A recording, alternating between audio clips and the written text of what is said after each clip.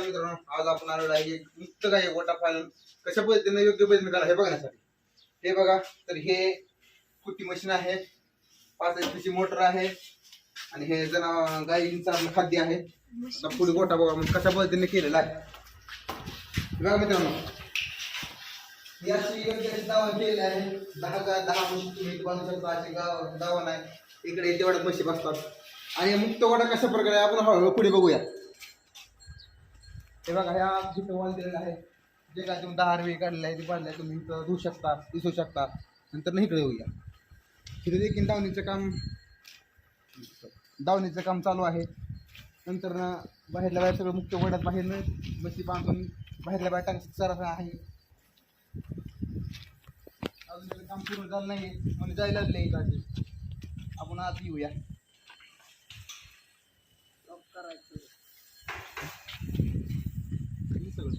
बघा, हा अशा प्रकारे मुक्त गोटा आहे. ह्यात 2 प्रकार केलेला आहे. एक आतल्या म्हशी अलीकड आणि लावगायत म्हशी पलीकडे. या आपण पुढे बघूया. तर मुक्त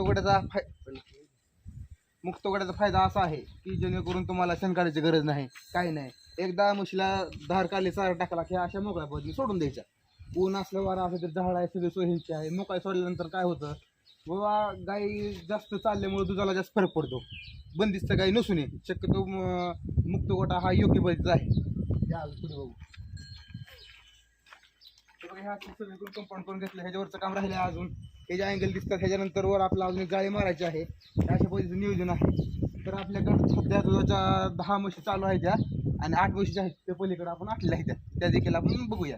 या हे बघा, हे हौदाचं काम देखील राहिलं आहे, पण थोडं काम राहिल्या कारणानं आपण ह्यात अजून पाणी काय भरलेलं नाही आहे. जेणेकरून हा अशा पद्धतीने केलेला आहे की बाबा गाईला तिकडे न्यायची गरज नेऊ नये. इकडलं इकडं गाईने पाणी प्यावं, इकडलं इकडं फिरावं मुक्त गोटा.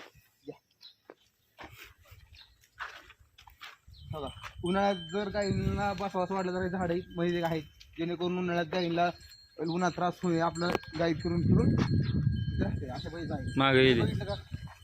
हे बघा, हे ह्या म्हशीचं नाव आहे लक्ष म्हशीचं नाव आहे. ह्या म्हशीचं नाव पारू आहे. सगळ्या आपल्या म्हशी आहेत ह्या पद्धतीच्या.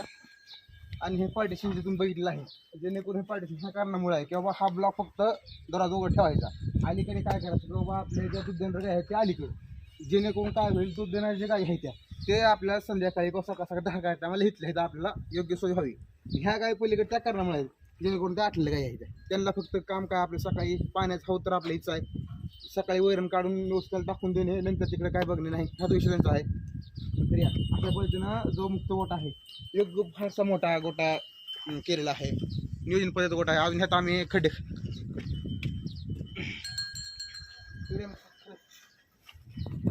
अशा जेणेकरून आपल्याकडं असलेल्या गाई 8 आहेत त्या आणि दुधाचं असलेल्या म्हशी 8 आहेत त्या, दुधाच्या 7 आहेत त्या आणि एक गाई पण आहे आमच्याकडं गावरान. आणि आपण ज्या आतमध्ये ह्या कमतरता एकच आहे, झाडं कमी आहेत. त्या झाडं घ्यायचं आपण खड्डे देखील खाल्लेले आहेत.